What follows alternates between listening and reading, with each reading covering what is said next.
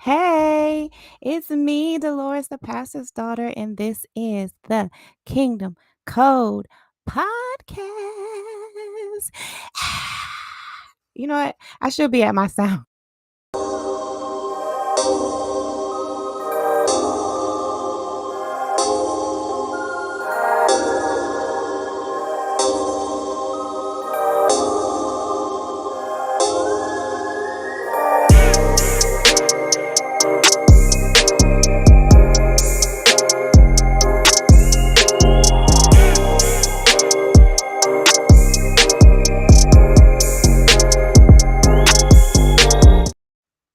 Hey, y'all. Hey. Okay, look, we're gonna do some reviews. Listen, okay. So it's covered. It's covered. It's covered by copyright.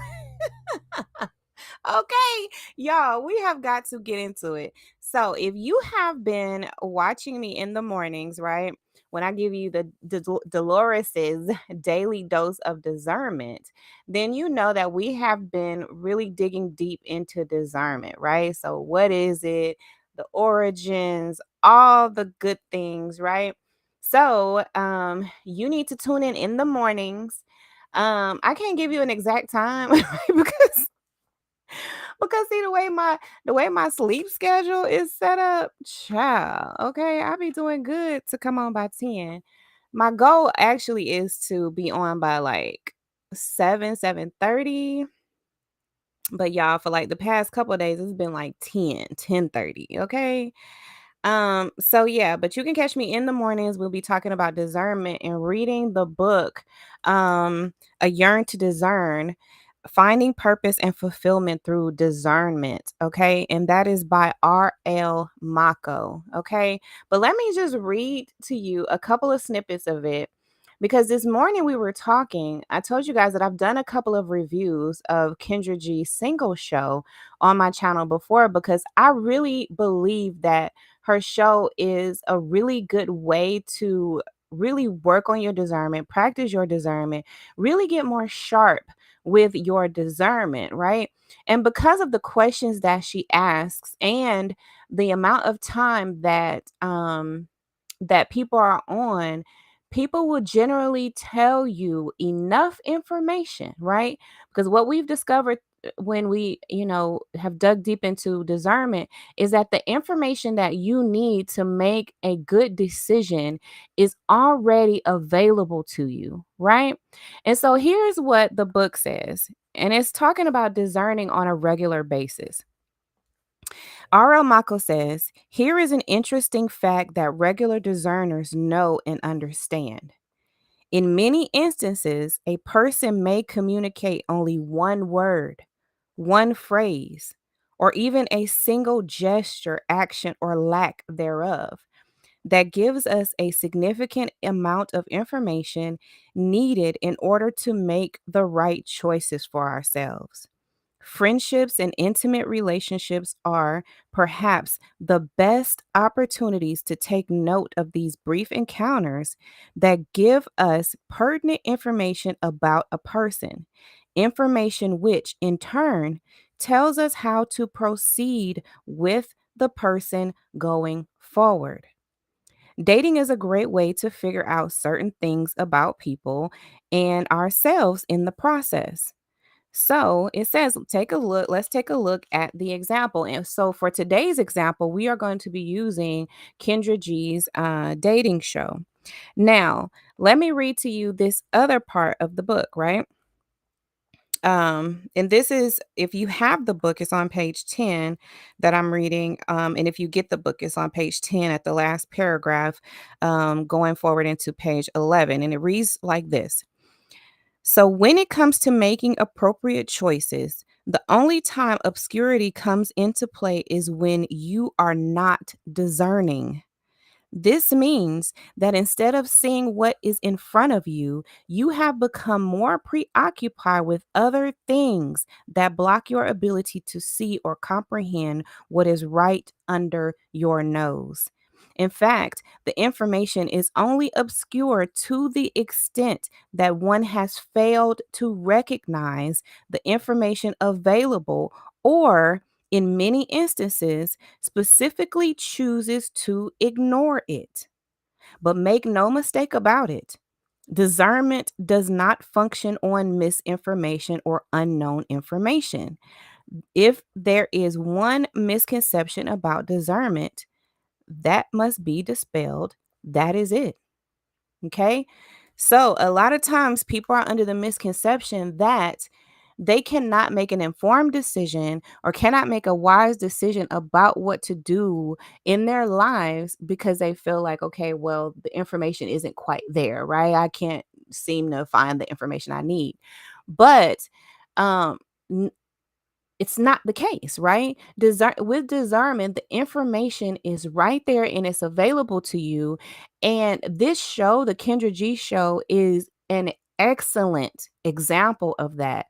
And I'm so glad that actually the show is out because it is, if you use it that way as a bit of a case study to really work on your discernment. And if you're single, then this is something that should be able to help you increase your discernment ability so that you know the right person to choose, right? Because where does discernment really where do we seem to really lack discernment, right? It's in our relationships with people, right? Our foundational relationships, like let's say our parents, in our romantic relationships, in our friendships, we tend to we tend to act as if we don't know who we're dealing with, right? Especially if we are someone who believes I need to be in a relationship. I just want somebody. And so you purposely choose to ignore the information that is right there in front of you. And with the Kendra G show and allowing people to come on a national platform with a specific set of questions and for the most part a specific amount of time that they have to share, right? Usually these people will go into a couple of other things, right? So the question that they answer ends up leading them to answer other questions. But either way, they give you enough information that lets you know what you're dealing with. And I came across this video probably, I don't know, it's probably been a year ago now, um, of this guy. And it really stuck out to me. And it's been so long since I've watched it. So it's almost like I'm watching it for the first time. So you're gonna get pretty much um, a raw review of it. But I remember specifically, I chose this because I was thinking to myself, this man is not even a good father to his daughters.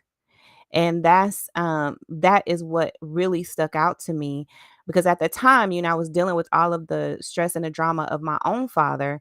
And so when I came across this guy, I'm thinking, like there is a certain demographic of males that really are not capable of love. They don't love their children, they don't love their wife, they don't even love themselves. No matter how they even portray to be, they don't love. They are incapable of it. And so that's why I also did the review of Princella the Queenmaker's videos because this is really a thing.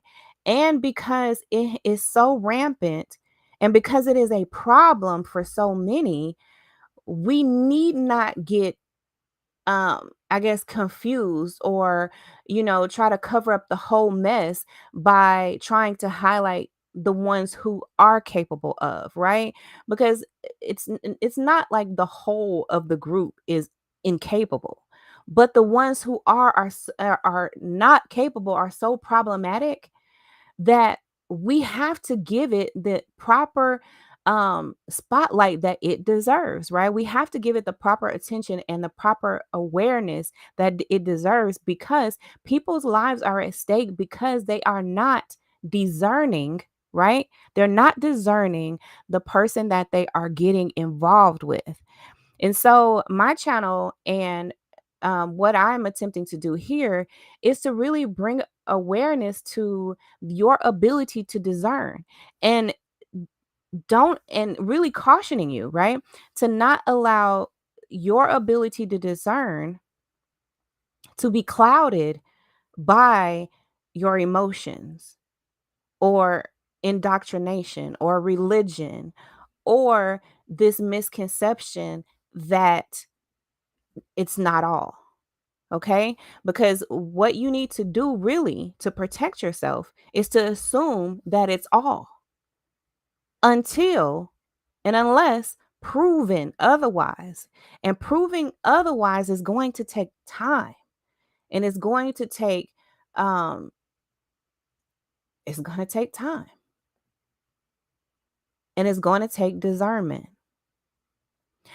But in this particular case, right, of this guy on this show, you can know right away, right? This is like a 25-minute video. You know right away if this is someone that you should be in relationship with, okay? So let's go ahead and get into this video. Hello? Look what I'm doing. Hey, how you doing? You ready? I mean, they call me Cal, and it stands for come on with it. Okay, well, they call me Kendra, and it means get your shit together. Yo, the irony is that you would say that. How you doing, though? Good. So, babe, I just need you. Okay. You know what? I'm going to rock with it because I can see you like, oops, child. What's your name, honey? So already initially he's giving lazy. Okay? He's in the bed. I don't know what time of day this is, but he's already giving lazy. So, which already should stick out to you. If you are a discerning individual, this should already stick out to you as a red flag because he's not even putting any effort. And he's on a national dating show, a single show, and is not necessarily putting his best foot forward, in my opinion, unless this is his best foot, right? And it very well may be. Let's see. Oh God, what is going on with this buffering, Jesus? Oh, y'all, we are not about to deal with this buffering issue. What is going on? It's because it's Kendra G. You know, Kendra G is notorious for having like Wi-Fi issues. So that's what it is, right? Because because we watch it, because this is Kendra G. We are totally having Wi-Fi issues. Oh my God. I might have to start the box over again, you guys. I'm so sorry. Oh wow. Oh, this is not cool at all.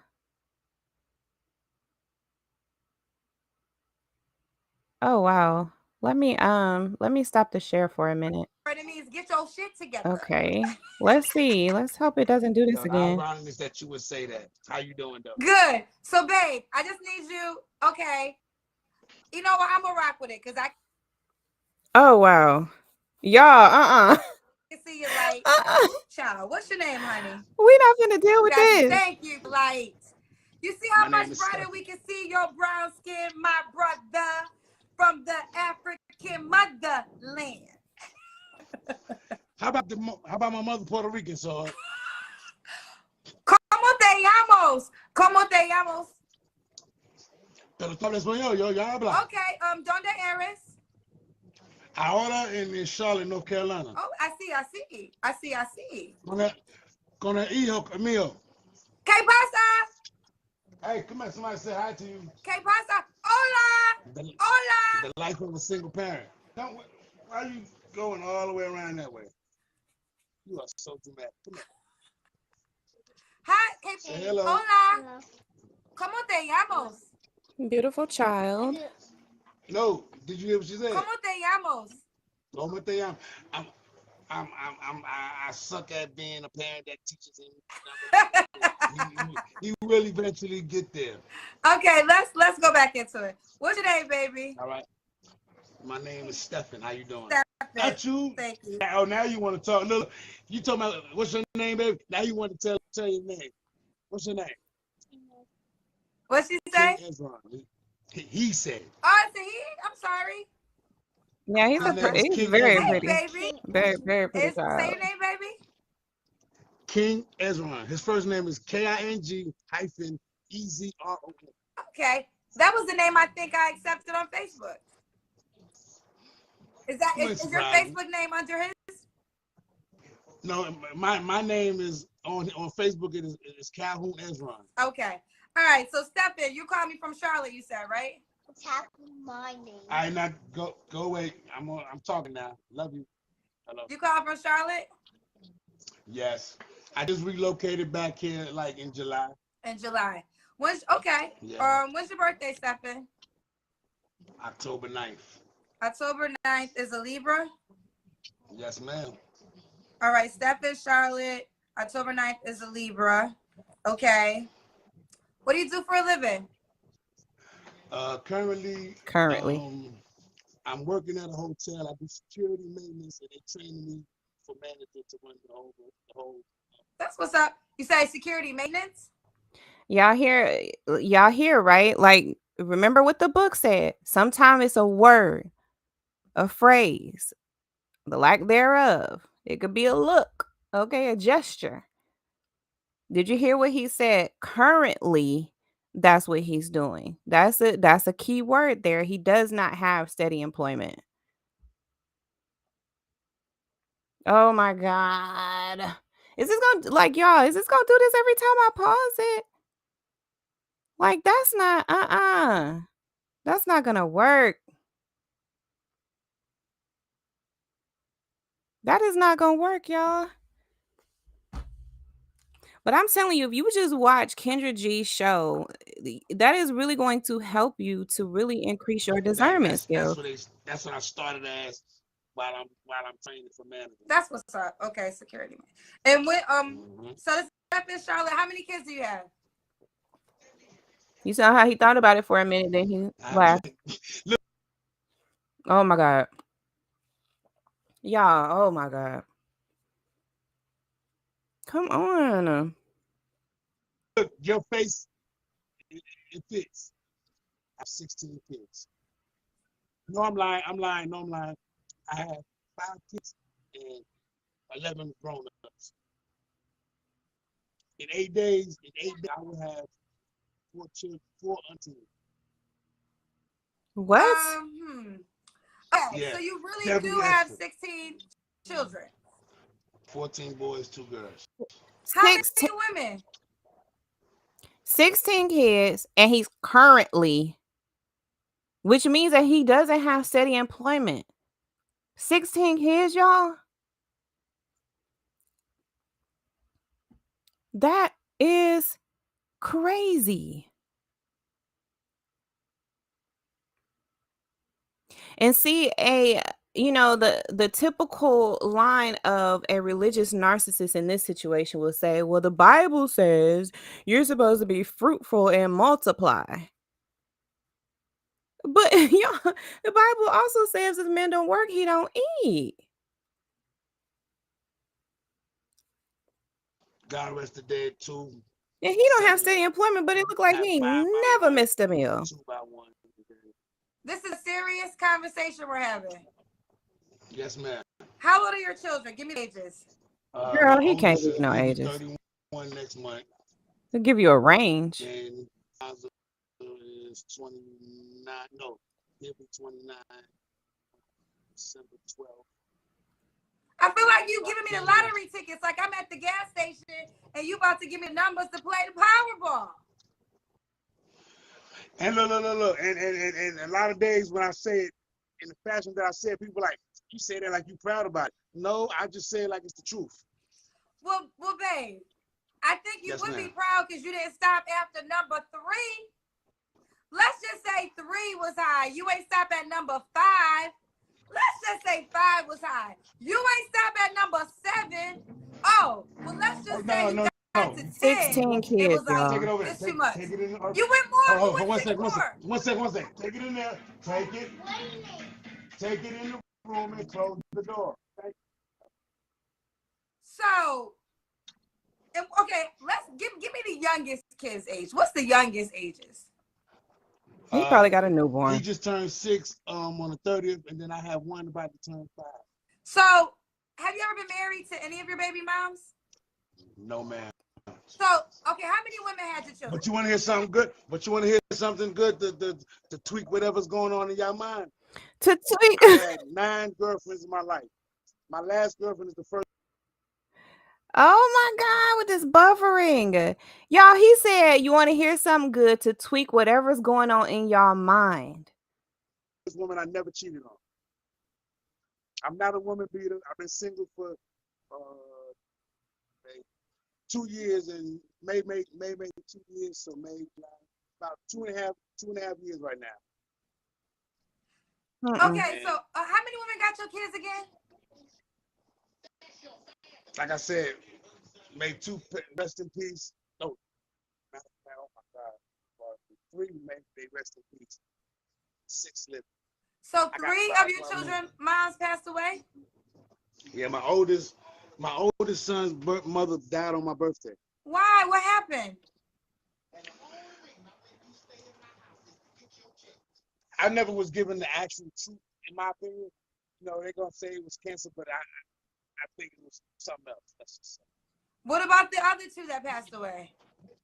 One of them, she passed away with my stepdaughter, her daughter, in Charlotte, North Carolina. They drowned in a creek. They got swept away in the creek and they drowned. And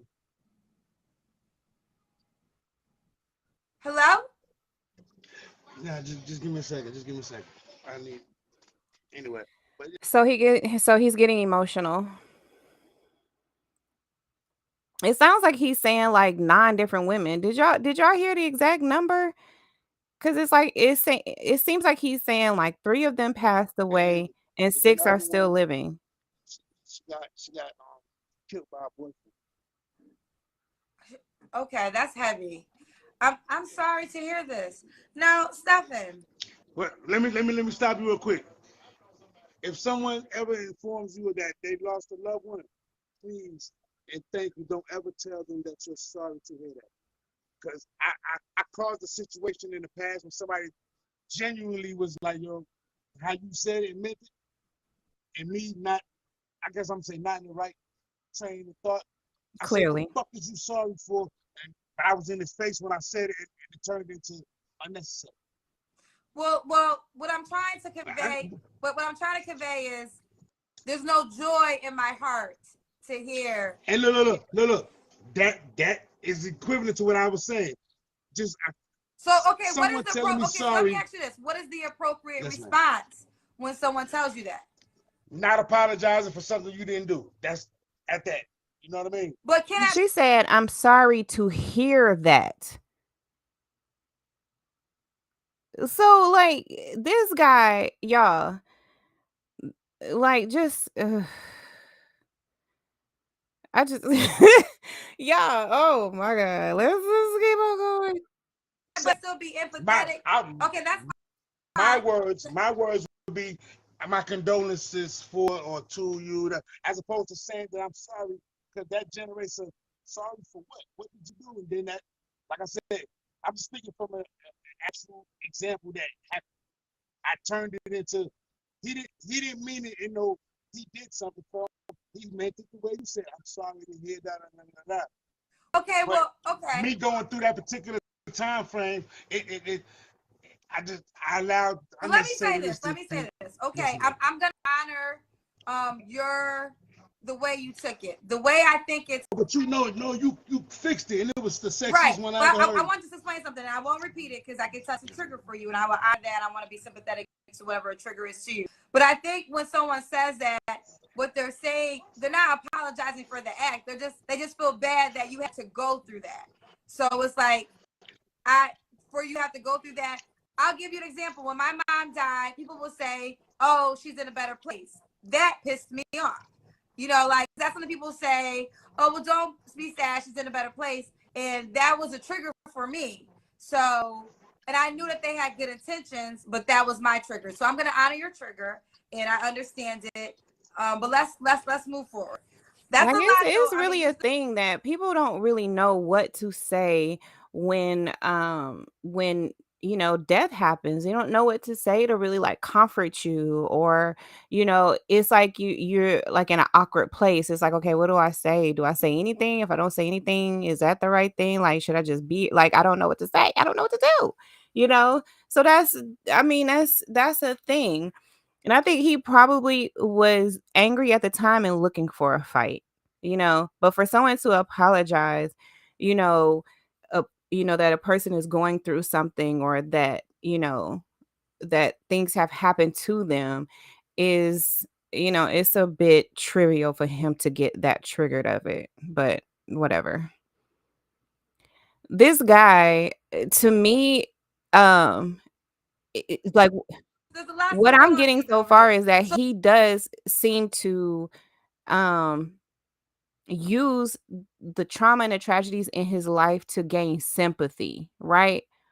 Or to excuse himself for the behavior that he has exhibited. Because the initial conversation was, I mean, they were going a little bit deep into the fact that he has 16 kids by, I don't know, 6 to 9 different women, right? Then he says, you know what, I could say, I could tell you something good to tweak your mind, right? And that's a phrase there. Why are you trying to tell me anything to tweak my mind, to change my perception of the fact that you have numerous amount of kids, no steady employment, right? And you are literally in the bed as we speak. What are you doing, sir? What are you doing? And now you're looking for another? So none of those women that you were with previously were enough?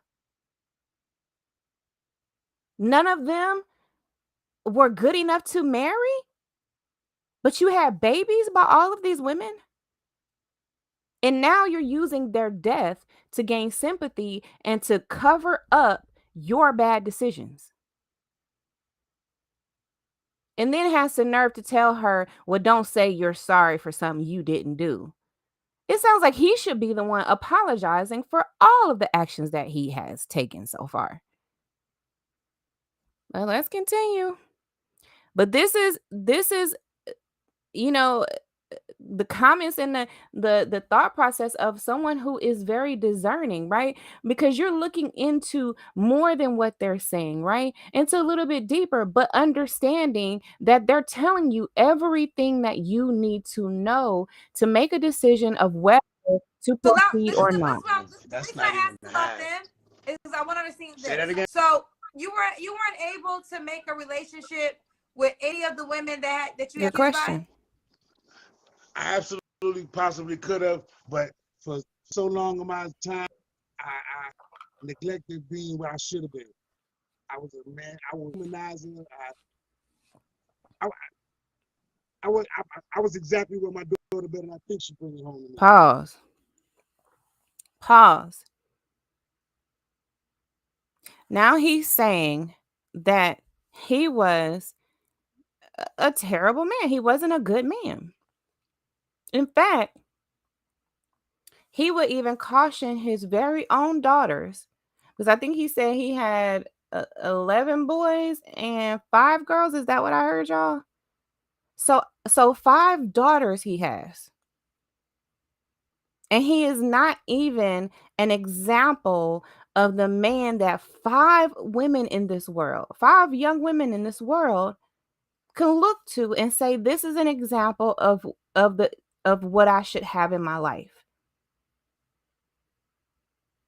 In fact, I would venture to say that at least I hope that they're looking to him and saying, this is the exact example of the man I should not have in my life.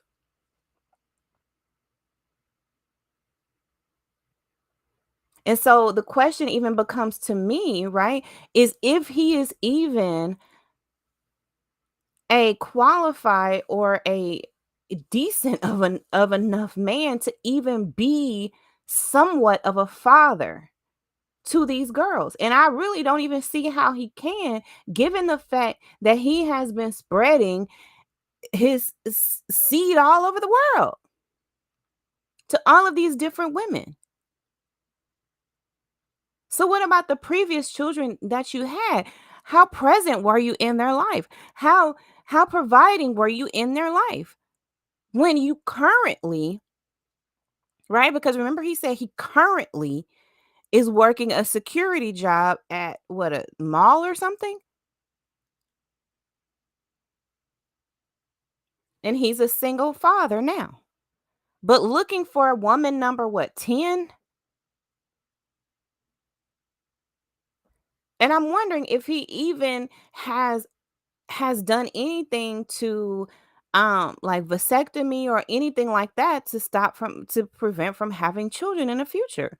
Or more than likely, this guy is looking for someone who can still have children so he can have more. And what's really sad about it is that I know that some women will contact this man. Some women are interested in him because some of you believe that it's better to have a man that is crap than to not have one at all. He admits to being a womanizer. He admits to being the exact man that he doesn't want for his daughters. What is preventing him from being the man that his daughters can look to and say, this is this is the type of man that I want to marry. This is the type of man that I want in my life. What's preventing him from doing that? His own choices. His own choices. And it doesn't have anything to do with the women who have come into his life, because you cannot tell me that out of all the women that he was with, that none of them were good women. Because they were good enough to have babies with. It's him. He's the problem. And I would caution any woman to not proceed with this guy. Say the last part. But I said, I was exactly what my daughters better not ever think about bringing home. Better not ever So think did you about. do the work? Now did you go to This day. therapy? What made you a changed man? Believing in karma and loving myself. Yeah. Believing in karma and loving yourself? Yes, ma'am, because like I man told me one day in the midst of a very long conversation, he was like, everybody doesn't believe in karma, but the people that believe in karma, it applies to us. If you believe in karma, that it will come around, that what goes to come around, you and only you, not your next door neighbor, your mother, your father, best friend, you and your children will reap what you sow.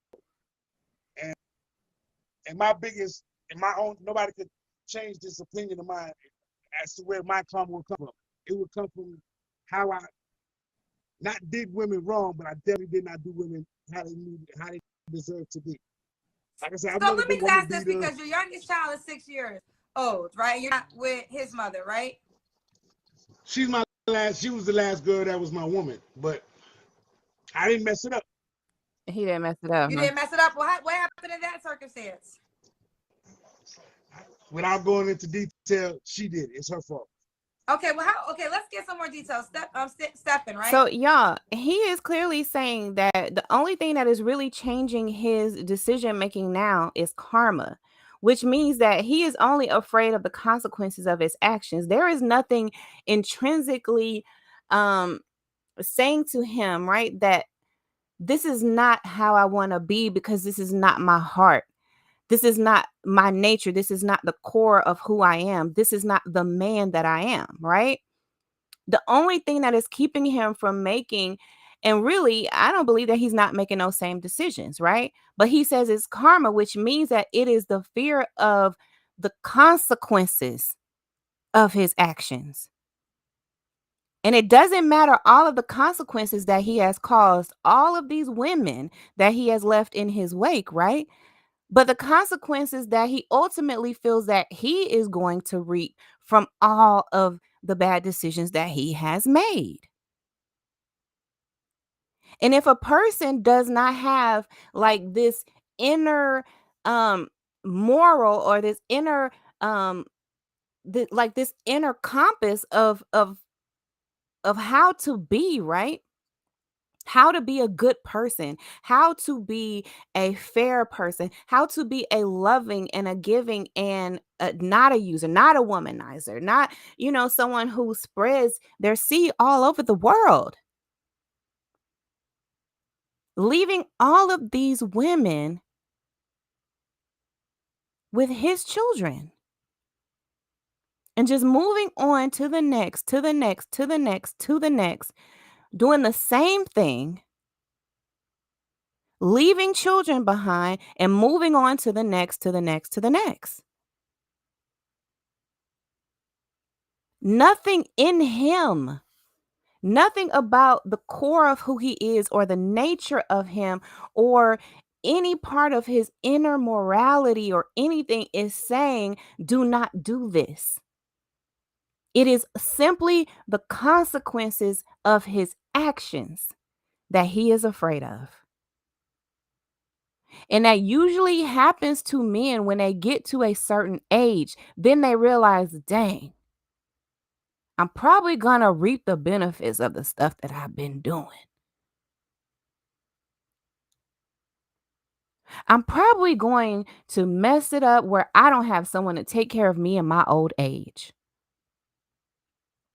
But hey, I got all these kids. Well, maybe one of my kids will take care of me. This is a man that I would say is not fit to be with any woman. Any woman.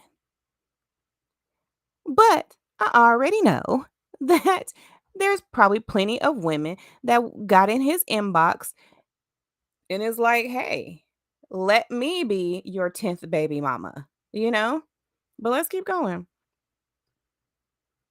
Look at him, y'all. He is just not even, he still ain't got up out that bed. No. Yes, ma'am. How old are you? 46. 46. 46. That's a Charlotte hard Stephen, 46, 46. y'all. Charlotte. That is a hard 46. Like, you can tell he has been like living, okay? And not to the fullest, okay? He been living some type of way. 46 years old with 16 children. 11, wait, did he say 11? 11 boys and 5 girls. 11 boys, 5 girls. Now you tell me, what type of example is he for his son? He's a Libra. He works at security maintenance, and currently he's going to get promoted. He has 16 children. Yeah. I'm not going to lie to you. That's a lot of children. I know most of them are grown, but to me, it's not even about being grown. It's about, life choices, Exactly. to be honest. But you're not here for me, so let's get into it. What kind of woman are you looking for? One that, at minimum, is nothing less than what comes out of her mouth. What? If it comes out of your mouth, live it, and we'll go from there. I'm not into liars, don't steal, and we can figure it out. Is there a particular race or look? Not necessarily, but I mean, I'm not like Denzel Washington or one of the sex symbols. I'm not none of them, but I'm not an ugly dude, and I know that. But I don't portray myself to be better than, or you want to be able to hold somebody's hand in the mall, and that doesn't say that a less appealing individual to someone else couldn't grab your heart. That somebody did it some years ago that I didn't believe it could be done with a person that looked as she did, but I fell in love with her. And I'm trying to think how to. I still wasn't ready. Let's just say I still wasn't ready to be what I absolutely am sure I was supposed to be. Because I know what a man is supposed to be. So when did you become ready to be the man that you believe you are now? Kendra. When did this change occur? When did that happen? On my 30th birthday. On your 30th birthday, that was 16 years ago. How many kids did you create after your 30th birthday? Yeah.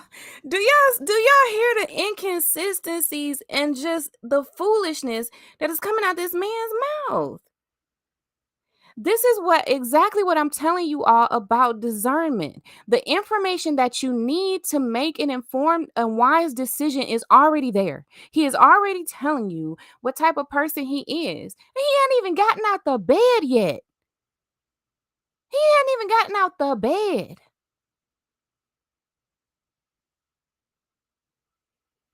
Y'all. Uh-oh. Sorry, y'all. Hold on. I'm trying to turn it up because I'm having a hard time hearing what he's saying. I might need to pull out my headphones. Are y'all able to hear it okay? Because I don't know why I'm having a hard time hearing them. But she's saying, okay, well, when did you change? Right? Y'all hear her say, when did you change? And what does this dude say? On my 30th birthday, but he just got through saying he was 46, right? So she wants to know, well, how many babies have you had since this so-called change? He's counting on a woman not even listening to what he is saying. Well, three. So 3 different 14-year-old, my 14-year-old, my 6-year-old, and then my 5-year-old. So you created 3 kids after your 30th birthday, that's all? Yes, ma'am. And how many women were those 3? 3. So, okay. So let's just my say 14-year-old's mother is my 14-year-old mother. That's the one that passed away in 2011. Okay. I guess where I'm going with this is if you changed 16 years ago, why did you simultaneously have babies by different women? Because I believe that as long as I'm serious about what I'm doing, I'm not always going to be perfect in my intentions, but as long as my intentions are my intentions. Oh, man, I don't know how to word it, but I refuse to ever say that my children are a mistake. I used to say that it was a mistake, but they're not a mistake at all. But they were definitely an irresponsible action that I committed. And, you know, I keep pausing because I was just talking to my mother yesterday and she got upset about something that I said to her. And her reasoning is because I don't want to say it made her mad, but being honest and truthful and accepting something that is yours, it could hurt. Hurt could mimic anger. You know what I mean? Because I said to her, because right now my 14-year-old is living with her in New York. Like I just left New York in July to come back here. And he's been there about 6.5 months, maybe 7 months, based on what's been going on with me. And I told her in the midst of a very emotionally charged exchange, I said, don't worry about it, because my son will not live with his grandmother as long as I live with mine. And she understanding how I come to live with her mother, it had to jog up memories for her to relive, like, damn, I know how he got there, da da da da da. And she did what her people do. They defend this, ma'am. So I'm not a professional therapist, but have you ever gone to one? I've never gone to one, but my 14-year-old mother, when she was pregnant, she definitely, we did a role play of mental health evaluation. She did a role play? I think, are you open? Because she, no, she had an associate's and her bachelor's in psychology. And she was telling me then, like, yo, you should go to mental health, da da da. And one day she convinced me to do act like you call it mental health and you set up an evaluation. Yeah, that's acting. I'm saying in real life. He's talking about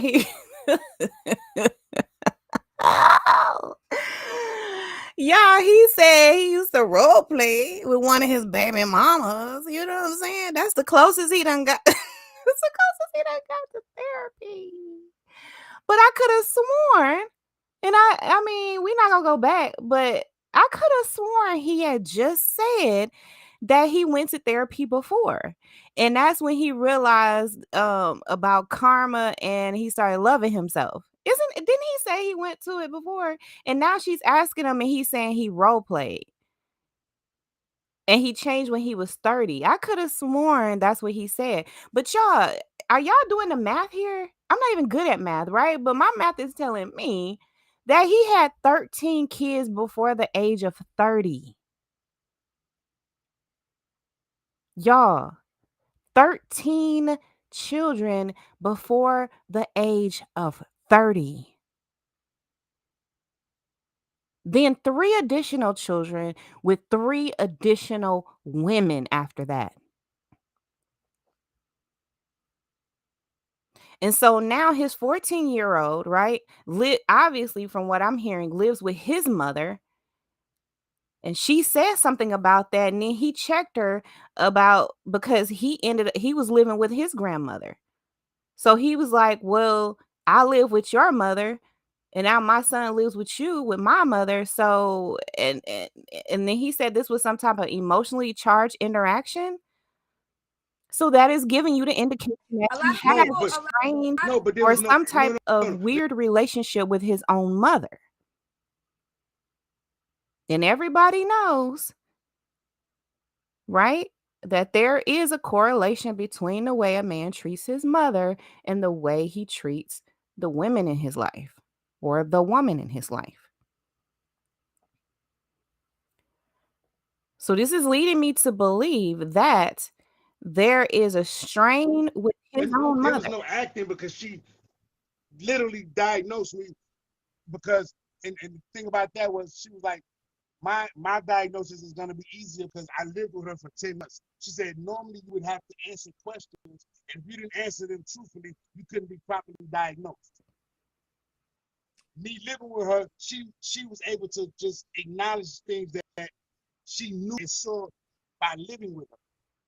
And That ain't how it works. That is not how that works, sir. But I can and understand like if his ex, saw some behaviors that were consistent with some stuff that she saw in the DSM. You know what I'm saying? Like NPD, something like that. But that should have prompted him to get more counseling. But now he's thinking, "Oh, well, the role play, that was counseling." No, sir, it wasn't. That was your ex you telling saying you, that me probably should seek professional help. "Mm-mm." I don't dispute that thank God. totally, but at the same time,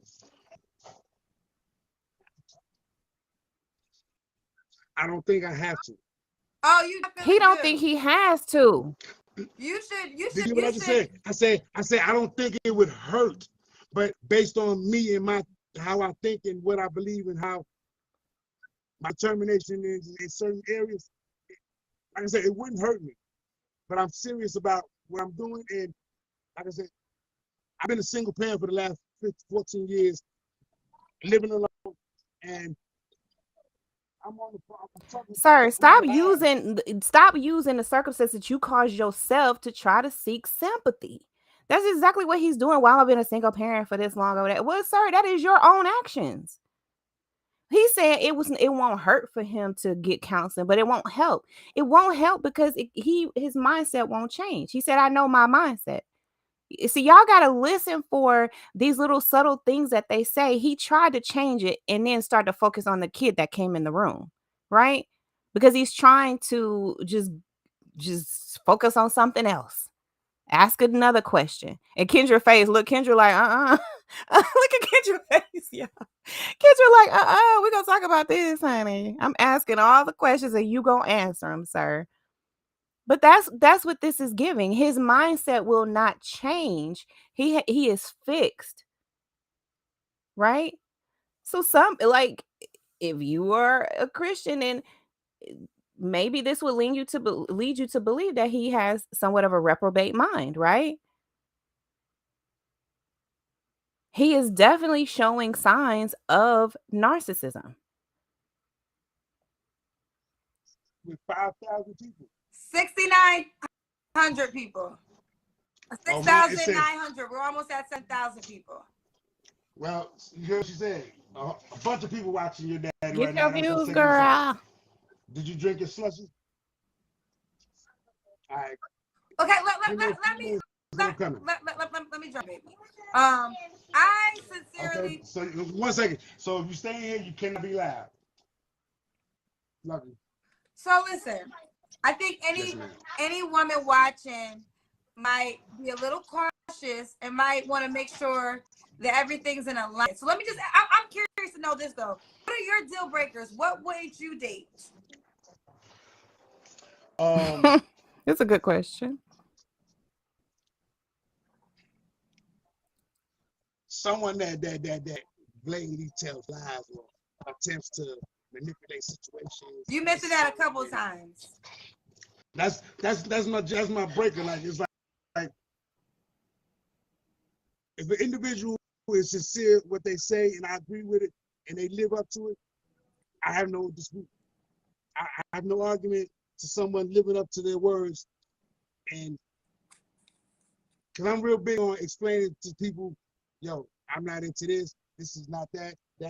And if you don't want to be around what I'm talking about, love you, peace, have a good day. Okay, so does the woman gotta look a certain way? That's weird. Not necessarily, no. But I ain't looking for no. Nah, not at all. I'm only here temporary. Cause she have kids? Yeah. Do you want more kids? I prefer a woman with children. I prefer a woman with children. You don't want no more kids, do you? Hence, I prefer a woman with children, because a woman without children more likely will want one. So but if I ever have another child, listen, let me say this before you ask me. I'm not saying that I want more children, but if I ever had a child, it would only because my wife wanted it. You have you ever been married? Wife, right? Never. You're ready to be married now? Why are you ready to be married now? Yeah, Did you see his face? Did you see his face when she said, "Are you ready to be married now?" And see, that's where R.L. Maco in the book is telling you that sometimes it's a gesture even, right? You could tell by his face that it's a give or take for him. He doesn't care about being in a committed relationship. He can still obviously have children, right? Because he said the only way he would is if the 10th woman that he's with wants one. But if he was actually being responsible, he would have already taken care of that on his own. He would have already gotten a vasectomy. Like, why not? You have 16 children, sir.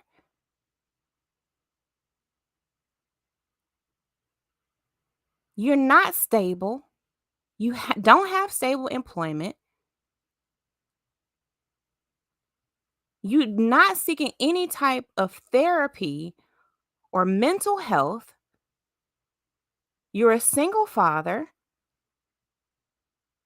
Why don't you focus on your children and the one who just lost their mother?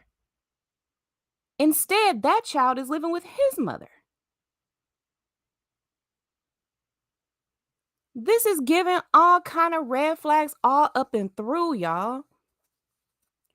And that's the thing about discernment, is that the information is already there in front of you to make an informed decision. I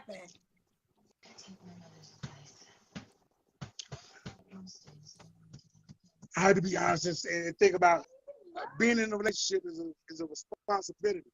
And for many years of my life, I didn't really have a disciplinarian that enforced what I already knew, as far as anybody that's not retarded or have mental issues. By the age of 10, we know right from wrong, yes and no. So I knew everything by then, but I got this old man next door to me. My tattoos, God's son is on one arm, and my other arm is the devil's child. And let me say this. God's son and a devil's child. What? Like, really, y'all? And then he talk about he didn't have a disciplinarian and all of it. Like, child, what? I appreciate you coming. I think there's some things that you really I listen, I know a lot of people don't believe in therapy. I'm a person that believes in therapy, child. Don't believe in what? Don't believe in therapy. So let me say this. Let me say this. I would offer my own personal therapist to you and pay for a session. Would you be open to that? I'm not gonna say no. Because when you first brought up the mental health thing, if you pay attention, my response is I don't think it would be a bad thing if I did. Yeah. Because but I'm gonna be I'm a honest. bullheaded, believing in myself, and I got a multiple of individuals that how do you say uh giving me my flowers based on who they know from years ago to who I am today, and they know that I'm serious based on how I move or don't move at this time. Like here's my three things every day. I cannot allow my emotions to override my intellect. I gotta be nothing less than what I want my daughter to end up with. Mm. Practice don't make you perfect, but it actually makes you better. And I practice every day on a constant basis. And I don't know. Well, But this is what I would say you to you. gotta go. Yes, ma'am. Yes, ma'am. Listen, I was about to respond to your about your therapy thing. Like I said, I'm not gonna say no, but send me an inbox and a good thing about going, because I say this to my, because I got a friend right here sitting behind me. She told me something she's doing next week. Even if she doesn't do it, I told her I'm proud that she could even verbalize it. Meaning, I won't ever say that it would be a bad thing for me to talk to someone. Okay, well, how about this? But, Here's the Stephen, we're gonna go. If you're open, that's what I'm gonna offer you tonight. I feel like you definitely, I mean, the 16 children is one thing, but in this conversation, I do think there's some things you have to impact. If you are open to the idea, like I said, I will pay for the session myself, and my therapist is not cheap. So, and PTSD, you would probably hold on, Stephen. Yes, ma'am. You would need more than one, but like I said, I would pay for the first one so you could at least Look at his face, y'all. If anything she has to offer can help you. If you're open to that, the offers. Look at his face. Look at his body language. Let me know. I will look for your inbox. I will put you in contact. The first session would be on me. If you're open to that, I wish you the best in life, and I think once you get some things unpacked, we can present you to the women watching. But right now, I think you got to get some things together. You're a messed up individual. That's what you're saying. Catch me on my 50th birthday. Because here's an example of how I grew up on my 30th birthday. I've been grown from the age of 10 to the age of 30. I was grown, but I grew up on my 30th birthday. And I gave myself a realistic 10 to 30 is 20 years. 30 to 50 is 20 years. I said by the time I'm 50, yeah. By the time he's 50, okay. Yeah. Patience is a virtue. Patience is a virtue. If you don't use it, it can hurt you. And there you have it. All right, Stephanie, we're gonna go, baby. Bye. Bye, sweetheart. Yeah, that too. Love you, peace. Bye. Ooh. Ooh. Ooh. And his teeth look bad too, y'all. It doesn't even look like he's, been to a dentist in a while. But it looks like to me, you guys, another religious-based narcissist, right? Another religious-based narcissist. And what's really sad about the situation, right, is that there are a lot of women who will fall for this. They'll fall for it. And they'll think, okay, well, maybe the 10th woman is a charm, right? Maybe the 17th child he'll actually take care of. But you see a man who resists help, who lets you know that his mindset is set, does not want a committed relationship. But even if he was in a committed relationship, what kind of quality relationship would that be? Like, what difference does it make if he's committed to you? He couldn't even get out the bed to talk on the phone. with a ripped up shirt on and a messed up mindset. No self-reflection, right?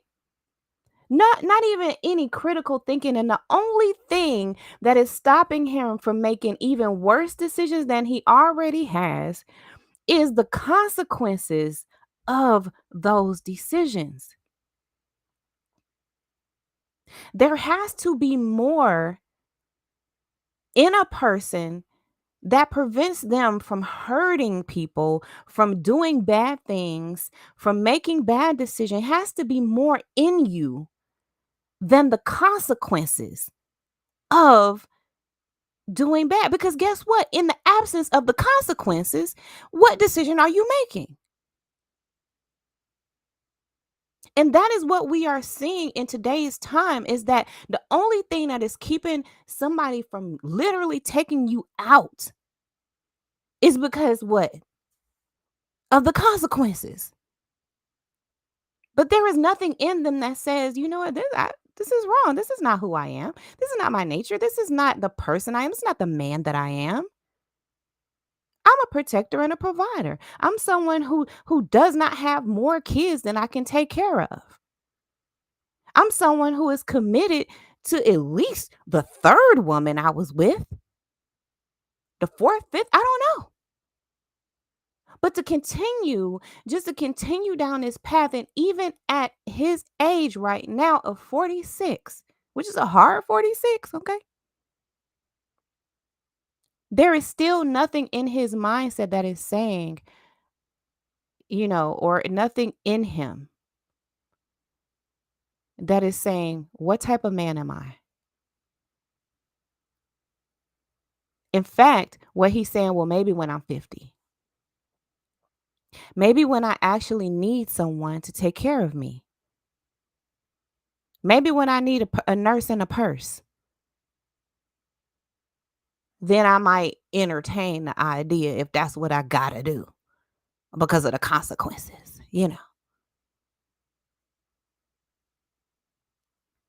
And I would tell you, ladies, if you are using discernment, then you would not choose him. You would not choose anyone like him. He's not even fit to be a father.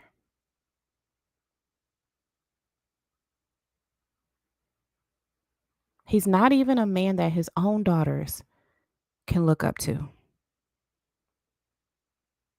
He has to keep this mantra in his mind, be someone that my daughters can look up to or want.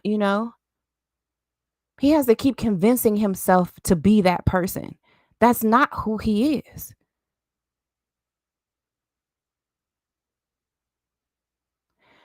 So I'm telling you, discernment is your key here. Discernment is what is going to save your life, to keep you from making decisions that are detrimental to you and the people around you. He wants a woman with children. Why? And it's not only because, well, if she doesn't have them, then she's going to want them with me, even though I already have 16. I don't believe that that's the only reason why.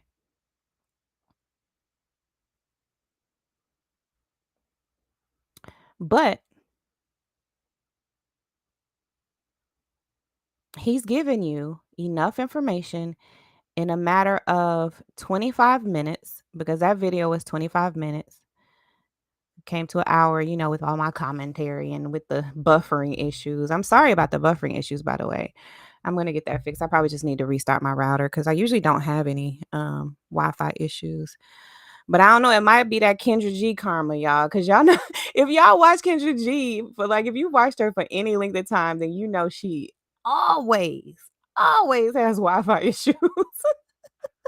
So I'm really feeling like, it's some of that Kendra G karma, like some of them Kendra G vibes rubbing off on my video. But hey, you guys, go ahead and like the video and share the video real quick.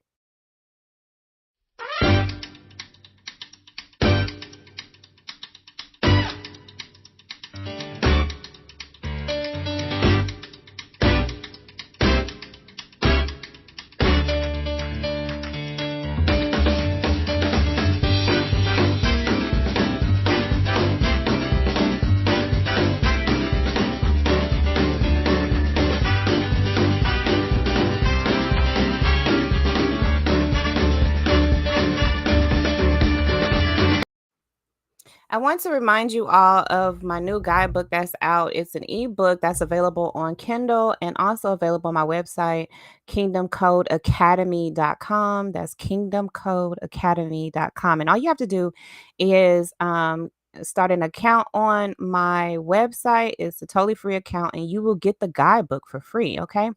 And it's right there on my website. So as soon as you sign up, you will have access to the guidebook. Or, of course, you are welcome to go through Kindle. It's $9.99 on Kindle. And it's going to give you a lot of good information, right, about discerning.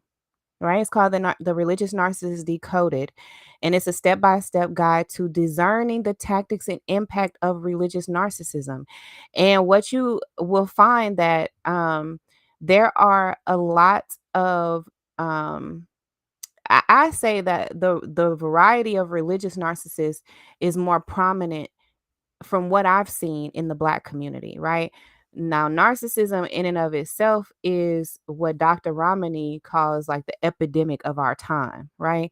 So it's rampant. But I think that what you'll see more often is the religious narcissist in the Black community, right?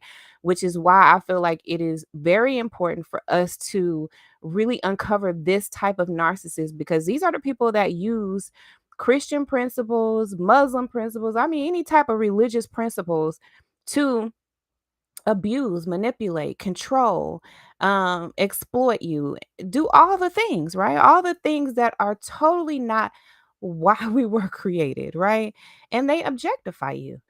And so I want you to go ahead and get this book, because it's going to really give you, a lot of good information about this type of narcissist. Um and it's all about discernment, right? So it's about um analyzing the situation, looking at things, um and really cross-checking them between what you hear, what you see, what you know, what you feel, um all of the things, right? So, and it's using your intuition, using your God-given ability to discern, because we all have it. We were all born with discernment. But are you using it? Have you activated this discernment? Do you practice it in everyday life and everyday decision making? You can use discernment in every area of your life. And then as you grow in someone who is a discerning individual, you'll be able to really um, think about things even on a higher level or deeper level, which is the spiritual level of things. Everything is spiritual. And the fact of the matter is that these religious narcissists are out here wreaking havoc in our communities because we simply are unable to discern. We don't know what we're dealing with. And we hear what they say. They throw out a religious term here, a scripture here. You even heard this man throw out a scripture. His last statement was a scripture, right? Because they are using your belief, your faith, your spirituality to deceive you. And so this Religious Narcissist Decoded book is going to really shed some light on those issues for you. Okay. So I love you guys. And remember, you are important to me. I need you to survive. I love you. Bye bye for now.